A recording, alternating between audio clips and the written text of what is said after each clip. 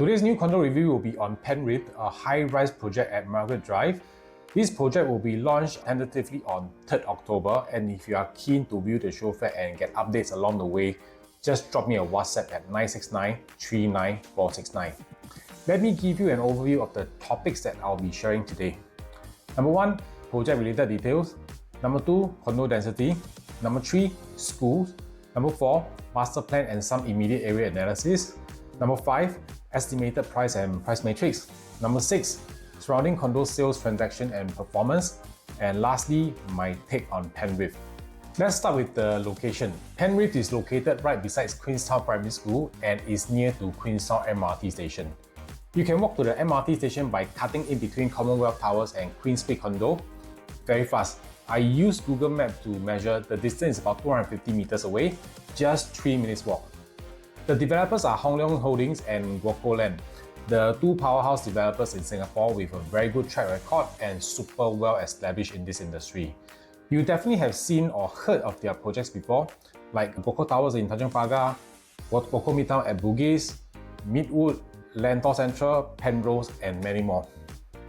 This piece of land was awarded in August 2024 with a land size of about 102,000 square feet and a land price of $1,154 per square foot per plot ratio. For project details, the address is Block 70 and 72 Margaret Drive, under District 3, RCR region. Comes with a total of 462 units, 2 towers of 40 stories, 2 to 4 bedroom unit type, and it also comes with a childcare center. There will be a total of 373 residential parking lots, so that's about 80% provision, which is a lot for a condo that is so near to the MRT station. TOP is estimated to be second quarter of 2029. For the unit mix, the info that I have now is quite limited and is subject to changes. 2 bedroom, we have 614 square feet to 678 square feet. For 3 bedroom, 786 square feet to 1066 square feet. 4 bedroom, 1173 square feet to 1281 square feet.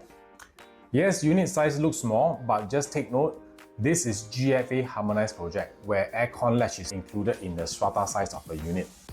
Trust me, if you go and see the actual show flat unit itself, you will not find it small. The site plan and floor plan is not out yet, so I don't know how the developer is going to lay out the blocks, but optimally they may be doing north-south orientated blocks on the extreme ends of the land, with the middle being the swimming pool and all other facilities. And with that, at least there will be a good distance between the two blocks, so I don't have to see the opposite block uncle running around naked. Even if I can see, because it's far away, it will not be so clear. For condo density, we are talking about the number of units in a condo per 1,000 square feet of the condo land size. In Penrith, condo density is relatively high at 4.5 units for every 1,000 square feet of the land, but this area is in the central. So to maximize land use, it's common to have high density condo over here. If you like this area, then you just have to suck it up and accept the fact. But compared to other nearby condos, Penrith is actually considered very good because Commonwealth Towers, Margaret View, Queen's Peak, and Stirling residences all have very high condo density. As for schools, I'm sorry to say that there are no famous primary school within 1 km, but it is still near to other good primary schools like Nanyang Primary School, Raffles Girls Primary School, Methodist Girls School, and Fairfield Methodist Primary School. For those parents who don't give a damn about primary school, we have Queenstown Primary School right beside. Imagine how you and your kids can wake up so much later when the school is literally beside you. For parents who die need to have good schools, please consider Faber Residence by the same developer, and it will be launching on 3rd October as well. I've done a video review on Faber Residence. You can click on the link in the description below to watch the video. We may not have famous primary school within 1 km, but we make it up by being very near to the education hub in Singapore. So your kids' education from primary school to secondary school to poly, JC, and university are pretty much settled for with shorter travelling distance. Let's move on to the URA Master Plan and immediate area analysis. What we have here is the Master Plan. You can see those land being circled are the future plots that will be developed. There are quite a few plots of lands that are zoned as residential. I believe not all the lands will be for HDB, some will be for private condos, and we won't know when it will be launched for sale in the future. But I think we can at least be quite sure that when those lands are launched for sale in the future, it will be at a higher price compared to Penrith.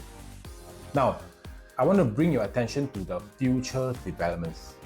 As it's likely that the blocks in Penrith will be north-south orientated, let's have a look at what will be happening to the north-facing side. From the master plan, the plot ratio of 2.1 for the empty plots of land towards the north may build up to a max of 24 stories according to URA regulations. These two plots of land will be sold in the future, but don't know when.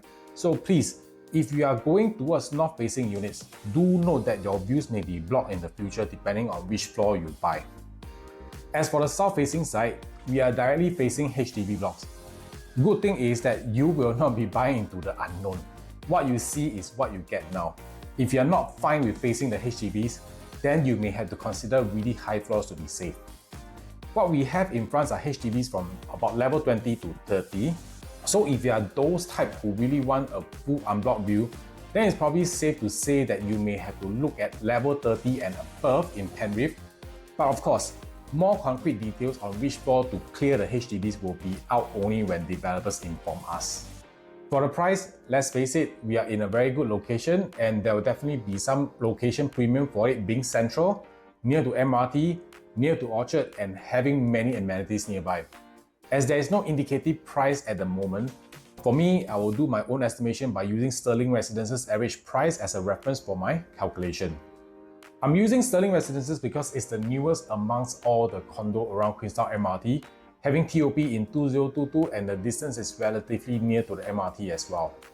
The average PSF of transacted unit in Stirling Residences is $2,340 per square foot. What I'll do is to first bring the price back to if it was sold as a fresh 99-year lease property. Stirling Residences lease starts from 2017, so we have 91 years left on the lease. So I will take 2,342 divided by 91 years and multiply it back to 99 years, and we'll arrive at $2,548 per square foot. As Stirling Residences is not GFA harmonized, meaning aircon latch is included in the strata size, I will derive a PSF that is GFA harmonized. To derive a GFA harmonized price, I will add about 6% to $2,548 per square foot and we'll arrive at $2,700 per square foot. If you're unclear on how I go about doing this calculation, you can just WhatsApp me. I will explain to you. If Stirling Residences is to sell as a new launch now, we should be looking at an average of $2,700 per square foot. And as Penrith and Stirling has got quite similar attributes, I'm inclined to use $2,700 per square foot as Penrith's average selling price. Actually, I was looking at the ORI in Toa Payoh. They are quite similar in the sense that they are both in quite central and good location with many amenities. They have two towers as well and both are GFA harmonized. The average PSF for the ORI is at $2,748 per square foot and it was launched earlier this year. So I think I'm quite satisfied with the average PSF of $2,700 per square foot that I derived for Penrith. I'm just going to put a disclaimer, my estimation and calculation are really simplified. It does not come from the developer nor my company. With the estimated price that I derived, let's have a look at the price matrix and see what kind of quantum can we expect. For 2-bedroom, the price can range from about 1.658 million to 1.83 million. For 3-bedroom, it can range from 2.12 million to 2.88 million. For 4-bedroom, it can range from 3.17 million to 3.46 million. Maybe you can use this to plan for up to mid-floor range type of units. Now let's have a look at the performance and the profitability of the surrounding newer condos. First, Commonwealth Tower. Lease starts from 2013. Average transacted price is at $2,268 per square foot and the highest is at $2,536 per square foot. It is a non-harmonized project, and if you are going to make it GFA harmonized by adding 6% to the price, the average transacted price is at $2,404 per square foot and highest is $2,688 per square foot. At this point of time, the average profit is $520,000 and the highest is at $922,000. Total number of unprofitable transactions is 1. Next is Queen's Peak. Lease start from 2015. Average transacted price is at $2,165 per square foot and highest is at $2,348 per square foot. It's a non-harmonized project, and if you're going to make it GFA harmonized by adding 6% to the price, the average transacted price is at $2,295 per square foot and the highest is at $2,490 per square foot. At this point of time, the average profit is 350,000 and the highest is at 735,000. Total unprofitable transaction is 0, but we have 3 transactions that sold for 0 profit. Next, Margaret View. Lease starts from 2017. Average transacted price is at 2183 per square foot and the highest is at 2360 per square foot. It is a non-harmonized project, and if you are going to make it GFA harmonized by adding 6% to the price, the average transacted price is at 2314 per square foot and the highest is at 2501 per square foot. At this point of time, the average profit is at 356,000 and the highest is at 563,000. Total unprofitable transaction is 0. Last, we have Stirling Residences. Lease start from 2017, same as Margaret Vale. Average transacted price at $2,342 per square foot and highest is at 2681 per square foot. It is a non-harmonized project, and if you're going to make it GFA harmonized by adding 6% to the price, the average transacted price is at $2,483 per square foot and the highest is at $2,842 per square foot. At this point of time, the average profit is 376,000 and the highest is at 1.198 million. Total unprofitable transaction is 0. I think we are getting quite good performance from these newer condos. You can see the price of Stirling Residences. I'm pretty sure we will be having some units in Penrith selling at that price range as well. Plus, Penrith is a new condo. With that, I believe Penrith, being newer with more up-to-date facilities and a more efficient GFA harmonized layout, will be a safe buy and will not fail to perform as well. Coming to the last part, and that is my take on Penrith. First, the not so good part. Number 1, you have to really go high floor for this development to get unblocked views. If not, you may mainly be facing HDB for the south facing side. For the north facing side, for now is unblocked, but buyers will have to take into consideration the future development that will potentially go up to level 24. So please go in with your eyes wide open. The saving grace will be that these future developments are not directly in front, so we'll still have a very good space buffer for privacy. Number 2, I believe for Penrith, due to it being a high-rise condo of up to 40 stories, the per floor premium will be much higher after certain floors. So you're going to take note of this for your financial planning and see if it's worth paying so much more going higher. Number 3, no good primary school nearby, and I need not emphasize more. So for parents, you got to weigh in on the pros and cons. But worry not, I still have favourite residence for you, which is within 1 km to Nanhua. Now, come to the good part. Number 1, Penrith is definitely good for own occupation due to the location and the amenities around. It's a no-brainer for many buyers as it's near to MRT station and is so central. There are so many die-hard fans of staying near to MRT even with a higher price tag, especially for people thinking of longer-term planning where they do not want to drive as they get older, and also for the fact that COE is getting ridiculously high. You rather pay more for a condo near MRT than to pay so much more for a car that doesn't appreciate and only has a lifespan of 10 years. Number 2, for those buyers who may be limited by budget, going low floor may be a good choice as Penrith is not surrounded by major roads on both sides.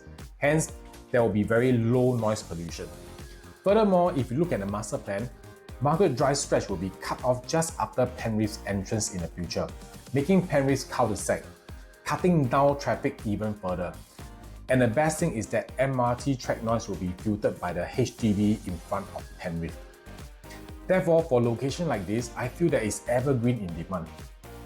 Number 3, it's not hard to get tenant here due to the fact that we are near to so many commercial office clusters in this area. For exit strategy, I know you guys here until sian already, but the fact remains that this area produces the most $1 million HDB in Singapore. And because of that, they will add to the eventual buyer cluster next time. These HDB upgraders will add on to the other groups of buyers who just want to be in a central area that comes with MRT and a lot of amenities. Seriously, being in the central means that I will get buyers from almost every part of Singapore. People who made their pot of gold from Jurong condos may want to move here. People who made good profits from their faraway EC may want to move here as well. The possibilities are huge. Number 4, the floor plan for Penrith is GFA harmonized, so it will have a more efficient layout compared to the nearby comparable condos. And it's also being proven that buyers are actually very receptive to GFA harmonized layout even though the strata size is smaller. Last but not least, we are getting very good price support from the new condo projects that are from location not as optimal as Penrith. Like 8 at Bukit Timah, a non-GFA harmonized project already transacted at an average of 2733 per square foot to the highest of 3014 per square foot. If it's harmonized, we are looking at an average of 2897 per square foot to the highest of 3195 per square foot. The reserve residences also non-harmonized with an average transacted price of 2482 per square foot to the highest of 2681 per square foot. If it's harmonized, we are looking at an average of 2631 per square foot to the highest of 2842 per square foot. And Bloomsbury at 1 North, not near to MRT station, which was launched just a while back, having an average transacted price of 2497 per square foot to the highest of 2716 per square foot. Plus future new launches at OCR region like Bayshore and Chuan Grove to be possibly hitting $2,800 per square foot on average when it's launched in 2026. I think we are very safe to be in the central area, looking at my estimated average of $2,700 per square foot. Okay, I've come to the end of the video. The show flat for Penrith will tentatively be open on 3rd October. If you are keen to see the show flat, do contact me. That's all from me today. I'll see you in the next video.